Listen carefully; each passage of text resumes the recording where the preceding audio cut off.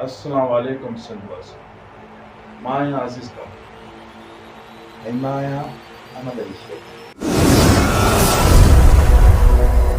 दोस्तों असां तव्हां लाइ ख़ुशख़बरी खणी आया आहियूं। खुशखबरी या खणी आया हूँ हिकु सिंध में ज़बरदस्त चैनल खोलियूं था। सिंध में न पर पूरे पाकिस्तान जे लाइ खुशखबरी आहे। हिन चैनल जो नालो आहे मंशूर टीवी।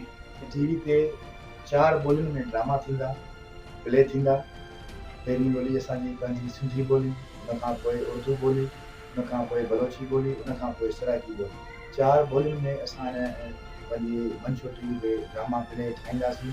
सो असांजी नंढी रिक्वेस्ट आहे सभिनी पाकिस्तान जे रहंदड़नि खे, सिंध जे रहंदड़नि में जेके असांजा दोस्त आहिनि या असांजे ॿाहिरि मुल्क में जेके दोस्त रहनि था, उन सभिनी दोस्तनि खे नंढी रिक्वेस्ट आहे त असांजे हिन मंशूर टीवी खे सब्सक्राइब कयो, लाइक कयो ऐं कमेंट्स ॾियो ऐं नोटिफिकेशन ज़रूरु ॾिसणा कयो।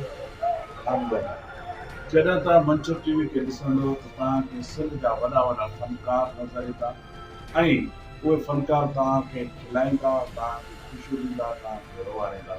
सिर्फ़ु ऐं सिर्फ़ु मंशूर टीवी। सिंध सलामत, साथ साथ सलाम। सलामत। ॾिसंदा रहो सिर्फ़ ऐं सिर्फ़ मंशूर टीवी।